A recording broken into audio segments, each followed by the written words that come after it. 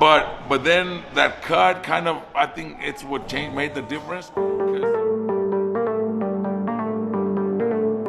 Determinado si reigning World Boxing Council Minimum Weight World Champion na si Melvin Gringo Jerusalem na panatilihin ang kanyang trono sa nalalapit na rematch laban niyan sa pambato ng South Africa na si Siyakolwa Kusay ngayong May 16 sa Emperor's Palace. Sa naganap na pre-fight press conference at weigh-in nitong Lunes, May 12, kapansin-pansin ang magandang kondisyon ng dalawang boksingero. Para kay Jerusalem, hindi lamang ito basta depensa ng titulo, ito ay misyon upang patunayan ang kanyang dominasyon matapos ang kanilang unang pagharap noong Oktubre bilang isa sa dalawang natitirang world champion sa Pilipinas. Kasama na ang IBF King na si Pedro Taduran, dala ni Jerusalem ang pressure at karangalan ng bansa sa baluarte mismo ng kalaban. Ayon sa veteranong trainer ni Jerusalem na si Michael Domingo, wala na silang reklamo pagdating sa preparasyon sa panayam ng CDN Digital. Kinumpirma ni Domingo na maganda ang kondisyon ng kampiyon at naganap na itong naka-adjust sa 6 na oras na time difference at klema sa South Africa.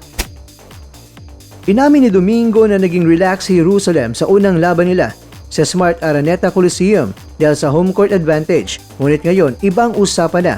Kailangan maging agresibo si Jerusalem mula sa round 1 at kung magkakaroon ng pagkakataon na pilitin na tapusin ang laban via technical knockout o knockout upang hindi na umabot sa desisyon ng mga hurado. Dahil lalaban sa enemy turf, naging maagap ang kampo ni Jerusalem sa pamumuno ng manager na si JC Manangkil.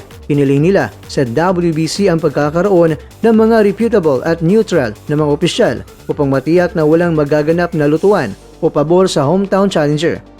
Narito ang komposisyon ng mga opisyal, hurado, kombinasyon ng South African, Filipino at isang neutral judge. Ang referee, tiniyak na hindi South African ang mamamagitan sa loob ng lona.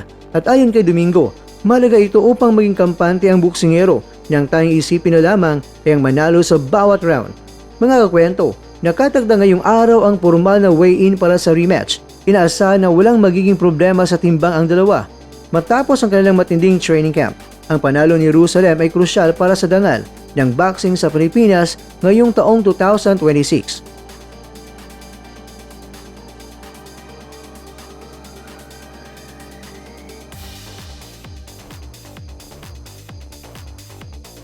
Samantala naman mga kwento, nagpayag din ng kanyang saloobin ang Batikang coach na si Robert Garcia hinggil sa nakaraang sagupan nina na Uya Inoue at ni Junto Nakatani.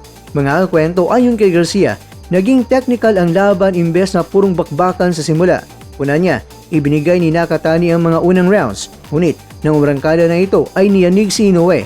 Naniniwala si Garcia na kung hindi lamang na headbutt si Nakatani, maaaring nag-iba ang resulta ng laban. Ikaw kakwento, sang-ayon ka rin ba kay Coach Garcia?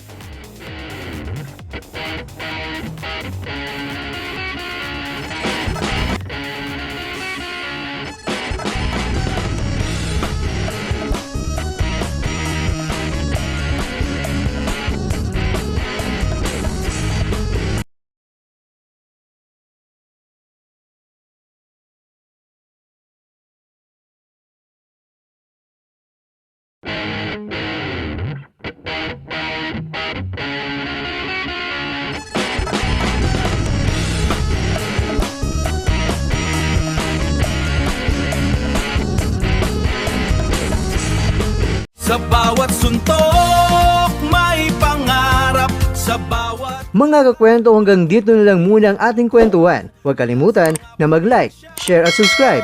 Ako po si Mr. Kwento. Ito ang mga kwentong maaring hindi pa nakwento sa inyo. Tayo ng boses ang hindi pa napapansin ng mundo. Samahan niyo akong busisiin ang bawat kwento at bawat sakripisyo ng mga mandirigmang mga Pilipino. Ito ang kwentong di pa nakwento. Pilipinas para sa mundo. Pilipinas para sa mundo.